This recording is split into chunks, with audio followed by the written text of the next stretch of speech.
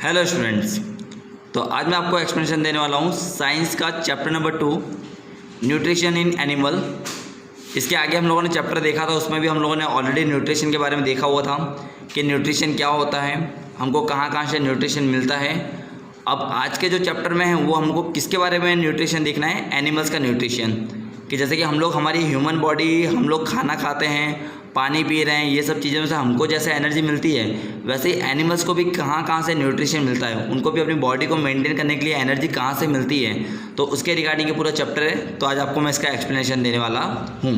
तो आपको जब मैं थोड़ा सा चैप्टर स्टार्ट करूँ उससे पहले आपको यहाँ पर थोड़ा सा जो हाईलाइटेड पॉइंट है वो बता दूँ मैं आपको। Animal nutrition include nutrition requirement, mode of intake of food and its utilisation in the body.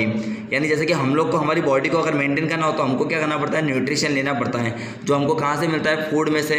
जैसे कि हमको प्रोटीन मिलता है, कार्बोहाइड्रेट मिलता है, हमारी बॉडी के अंदर जो ब्लड तैयार होता है वो सब हमारा न्यूट्रिशन होता है। वैसे एनिमल के अंदर भी क्या होता है, न्यूट्रिशन उनको कहाँ कहाँ से मिलता है, तो उसके रिगार्डिंग हम लोग इस चैप्टर के अंदर देखने वाले हैं। तो यहाँ पे दिया हुआ है the component of food such as carbohydrate are complex substance. This complex substance cannot be utilized as a such, so they are broken down into a simpler substance. The breakdown of complex component of food into a simpler substance is called digestion.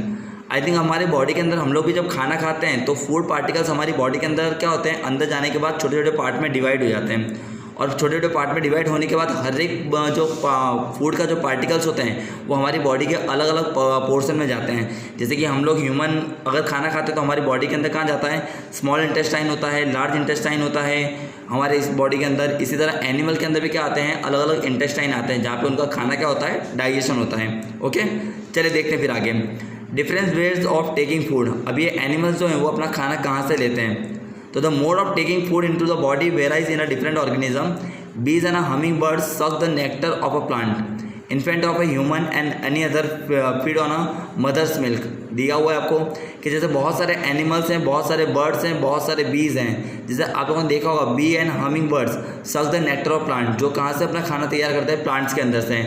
इसी तरह कुछ कुछ animal ऐसे जो अपनी क्या जैसे कि हम लोग बोलते हैं ना कि फीडिंग, तो कुछ कुछ एनिमल ऐसे होते हैं जो अपने मदर में से क्या करते हैं, मिल्क को क्या करते हैं, फीडिंग करते हैं। ओके, तो वहाँ से वो लोग क्या करते हैं, अपना फूड तैयार करते हैं। अब वो फूड किस तरह से इनको मिलता है, उसे ये लोग किस तरह डाइजेस्ट करते हैं, उसके हमको यहाँ पे दिया हुआ है। यहाँ पे एक टेबल आपको दिख रहा है, वेरियस मोड ऑफ फीडिंग, क्या हर एक एनिमल किस तरह से फीडिंग करता है वो आपको बताना है। जैसे कि एनिमल का नाम दिया हो, स्नेल है, आंट है, ईगल है, हमिंग बर्ड है, लाइज है, मॉस्किटो है, बटरफ्लाई है, हाउस फ्लाई है। ऐसे बहुत सारे अलग अलग एनिमल्स हैं, बर्ड्स हैं, उनके नाम दिए हुए हैं। हर एक का जो काइंड ऑफ फूड यानी वो किस तरह का खाना खाते हैं और वो लोग खाना अपना कहाँ से तैयार करते हैं उसके रिगार्डिंग हमको यहाँ पर दिया हुआ है। ओके, चलिए उसके अलावा मैं आपको थोड़ा सा आगे बताता हूँ। मैं आपको यहाँ पे ह्यूमन के बॉडी का बता दूँ कि हमारे ह्यूमन बॉडी के अंदर हमारा ह्यूमन डाइजेस्टिव सिस्टम किस तरह का होता है। बहुत ही अच्छा टॉपिक है ये, आई थिंक आपको बहुत काम में भी आएगा आगे जब 10th स्टैंडर्ड में आप जब जाएंगे तो 10th स्टैंडर्ड के अंदर भी आपको इसका पूरा डायग्राम दिया होगा, digestion in a human being. तो ह्यूमन किस तरह अपना फूड डाइजेस्ट करते हैं, तो ह्यूमन डाइजेस्ट सिस्टम के अंदर मैं आपको बहुत ही ईजी में बता रहा हूँ, ध्यान दीजिएगा। सबसे पहले ह्यूमन डाइजेस्टिव के अंदर सबसे मेन पार्ट क्या आता है, हमारा माउथ आता है, जैसे आपको दिख रहा है buccal cavity and salivary gland.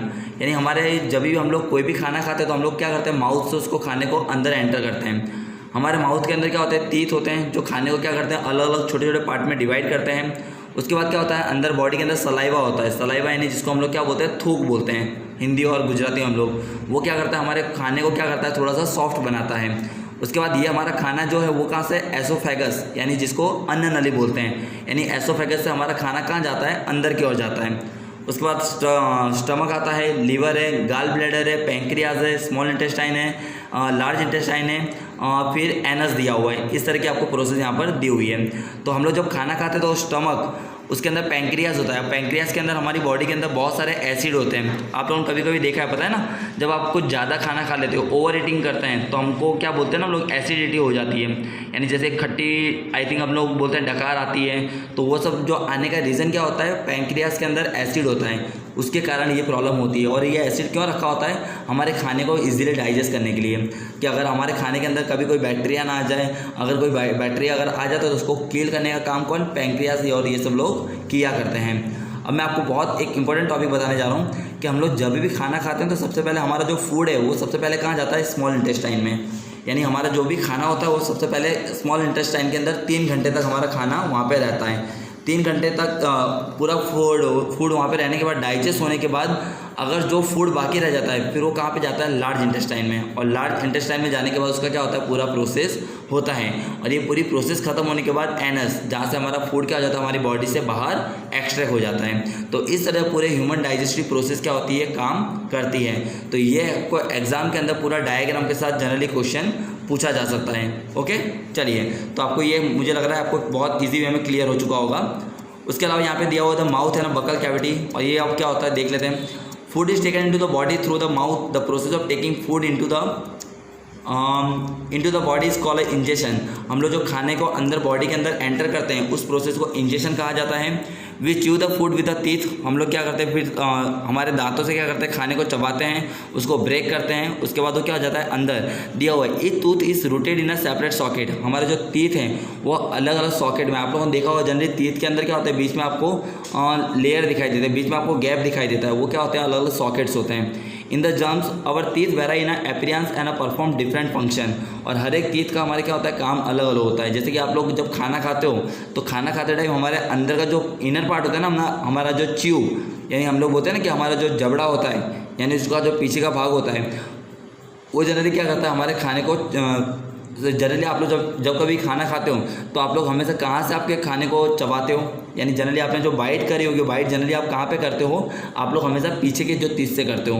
बाकी आगे के टीथ पे हम लोग जनरली उसका यूज़ करते हैं नहीं है। यानी हमारे जितने भी बॉडी के अंदर जितने भी टीथ होते हैं, हर एक का जो यूज़ होता है वो क्या होता है, टोटली अलग अलग होता है, डिफरेंट होता है। ओके, चलिए, उसके अलावा यहाँ पे आपको दिया हुआ है कि हमारी बॉडी के अंदर सलाइवा भी होता है, जो मैंने आपको आगे बता चुका हूँ, जो हमारे फूड को क्या करता है, अलग अलग क्या करता है, प्रॉपर वे में फूड को सॉफ्ट करने का काम करता है।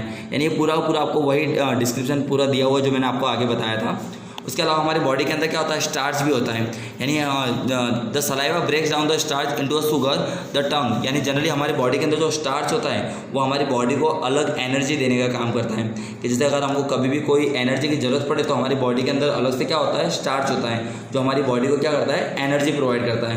जैसे हमारी जब हम लोग नहीं बोलते कि हम लोग शायद जब वीक हो जाते हैं कि हमारी बॉडी को जब एनर्जी की ज़रूरत होती है तो स्टार्च हमारी बॉडी को क्या करता है, एनर्जी टोटली प्रोवाइड करता है। तो ये सब चीज़ आप लोग आपके ह्यूमन डाइजेस्टिव सिस्टम के अंदर बता सकते हो। अगर आपको ये क्वेश्चन पूछा होगा एग्जाम में तो आपको डायग्राम के साथ भी पूछ सकते हैं, आपको डायग्राम वहाँ पे ड्रॉ करना होगा। क्लियर है? उसके अलावा देखिए आपको यहाँ पे कुछ और भी दिए हुए हैं आपको, the food pipe and oesophagus.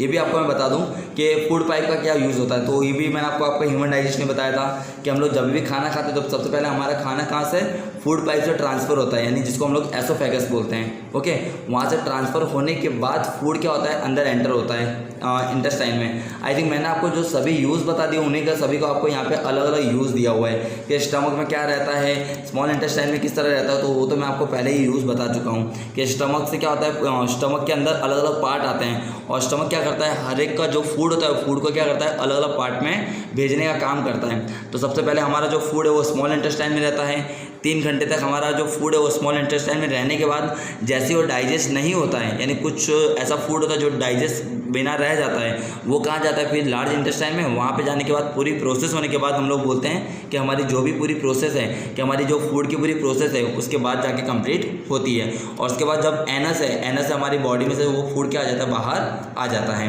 Clear है? तो इसका पूरा ये डिस्क्रिप्शन आपको यहाँ पर मैंने ऑलरेडी दे चुका हूँ मैं आपको। Absorption in the small intestine, large intestine, आपको ये भी मैंने बताया हुआ है। अब हम लोग का जो चैप्टर मेन है वो किसके रिगार्डिंग है, एनिमल के रिगार्डिंग है। तो अब हम लोग देख लेते हैं एनिमल के अंदर डाइजेशन क्या होता है। Have you observe cows, buffalo and other grass eating animals chewing continuously even when they are not eating. आप लोगों ने देखा हो गाय और भैंस और ये लोग जब खड़े रहते हैं तो भी अगर उनकी बॉडी के अंदर अगर शायद माउथ में कुछ ना हो फिर भी वो लोग को जनरली आपने देखा वो लोग च्यू करते रहते हैं। तो उसका रीज़न क्या है? दे quickly swallow the grass and store it in a part of a stomach called rumen. Here the food gets just wait for 1 minute. Helps in the digestion of cellulose. Many animals, including human, cannot digest cellulose. Animals like horse, rabbit, etc. have a large sac-like structure called calcium between the oesophagus and the small intestine, the cellulose of the food is digest here the by the action. Okay, यानी generally आपको यहाँ पे ये दिया हुआ है कि buffalo और ये सब जो लोग हैं कि जब वो लोग कभी कुछ खाना वाना खाते हैं तो वो लोग क्या करते हैं, जनरली उनकी प्रोसेस थोड़ी धीमी होती है। हमारी जो डाइजेस्टिव प्रोसेस हम लोग जनरली क्या करते हैं, हम लोग जो खाना खाते हैं वो कौन सा खाते हैं, बॉयल फूड, हम लोग ये सब खाते हैं, जबकि वो लोग कौन सा खाना खाते हैं, जनरली रॉ मटेरियल खाते हैं। जैसे कि आप लोगों ने देखा होगा हमारे कंपैरिजन में एनिमल्स का जो इंटेस्टाइन होता है वो काफ़ी बड़ा होता है। जैसे कि ह्यूमन के कंपैरिजन में एनिमल का जो इंटेस्टाइन है वो काफ़ी बड़ा होता है। क्यों? क्योंकि वो लोग जनरली ग्रास और ऐसी रॉ मटेरियल चीज़ें खाते हैं, तो उनको जनरली हमारे कंपैरिजन में इंटेस्टाइन थोड़ा सा बड़ा मिल रहा होता है और उनकी जो प्रोसेस है वो काफ़ी देर तक चलती है। भले उनके माउथ के अंदर कभी कोई फूड नहीं होता है फिर भी वो लोग जनरली च्यू करा करते हैं। उसका रीज़न यही है कि जो फूड होता है वो उनकी बॉडी में ऐसे ही पड़ा रहता है, वो डाइजेस्ट होने में थोड़ा टाइम ज़्यादा लगता है। यहाँ पे दिया हुआ रूमिनेशन, वो भी मैं आपको बता दूँ क्या होता है। But later the curd return to the mouth in a small lumps and the animal chew it. This process is called rumination. आप लोगों ने देखा होगा जब एनिमल च्यू करता होता है ना तो उसकी बॉडी के अंदर आई थिंक कुछ आपको लार जैसा दिखाई देता है, आई थिंक सलाइवा आपको दिखाई देता है, उसको रूमिनेशन कहा जाता है। ओके, चलिए उसके अलावा दिया हुआ है the grass is rich in a cellulose, a type of carbohydrate in a ruminants like cattle, deer etcetera. Grass, I think आप लोगों ने देखा होगा बहुत सारे एनिमल्स को ग्रास खाते देखा होगा, और जितने भी एनिमल ग्रास खाते हैं ना वो हर एक एनिमल का इंटेस्टाइन काफ़ी बड़ा होता है। क्लियर है? क्योंकि उनको उसको डाइजेस्ट करना काफ़ी टफ होता है और ऐसी चीज़ को डाइजेस्ट करने के लिए काफ़ी ज़्यादा टाइम लगता है, इसलिए उनको जनरली हम लोग ने क्या बोला हुआ है, इंटेस्टाइन बड़ा मिला होता है। तो आप याद रखना, इसलिए हमेशा हम लोग बोलते हैं काऊ है, बफेलो, ऐसे एनिमल्स का इंटेस्टाइन बहुत ही बड़ा होता है। ओके, चलिए अब मैं आपको एक लास्ट टॉपिक यहाँ पे एक और दिख रहा है हमको, अमोइबा। ये भी बहुत ही अच्छा टॉपिक है, ये भी मैं आपको बता देता हूँ। अमोइबा क्या होता है?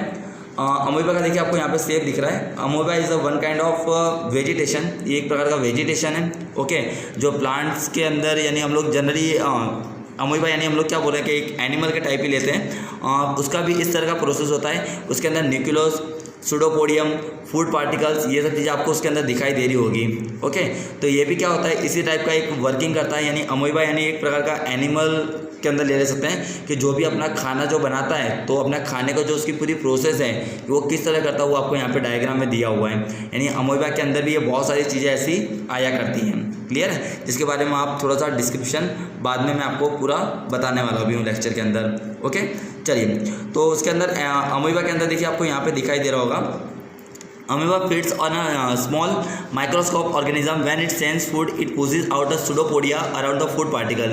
यानी अगर मैं आपको इस शॉर्ट में डिस्क्रिप्शन दूँ अमोइबा तो बता दूँ मैं आपको। अमोइबा क्या होता है कि एक अपना बोलते हैं यूनिसेलुलर एक तो एनिमल है। यूनिसेलुलर यानी क्या, एक टाइप का, यानी इसके अंदर एक ही सेल होता है, इसके अंदर मल्टीपल सेल होते नहीं हैं। ये सिंगल सेल के ऊपर काम करता है और ये अपना जो भी फूड है वो ऐसा तैयार करता है कि उसके जितनी बॉडी के हर एक पार्ट्स को फूड मिल जाए। और अमीबा के अंदर ऐसा होता है कि एक प्रोसेस होने के बाद जैसे ही दूसरी प्रोसेस यानी जैसे ही ये इनकी साइज़ बढ़ती है तो उसके बाद क्या करते हैं, जो इसके फूड वैक्यूल होते हैं छोटे छोटे वो क्या हो जाते हैं, दूसरे अलग अलग पार्ट में डिवाइड हो जाते हैं। यानी जैसे ही हम लोग नहीं थोड़ा सा जैसे मैच्योर होते हैं तो उसके बाद हम लोग कैसे अलग होकर हमारी प्रोसेस स्टार्ट कर देते हैं, उस तरह अमीबा के अंदर भी ऐसे बहुत सारे वैक्यूल्स आते हैं। वो जैसे ही वो मैच्योर होते हैं वो अपनी प्रोसेस क्या करते हैं, अलग वे में स्टार्ट कर देते हैं। तो इस तरह का अगर आपको इसके अंदर डिस्क्रिप्शन दिया हुआ है तो आप अमीबा के अंदर समझा के उसका डायग्राम ड्रॉ करके आप इजीली वे में उसको रिप्रेजेंट कर सकते हैं। क्लियर है? तो आई होप आप सभी को चैप्टर के अंदर के जितने भी टॉपिक थे सभी कवर हो चुके होंगे। आपको एक्सरसाइज के क्वेश्चंस आपको दिखाई दे रहे हैं। अगर आपके कोई भी डाउट्स हो आप लोग मुझे इसमें पूछ सकते हो।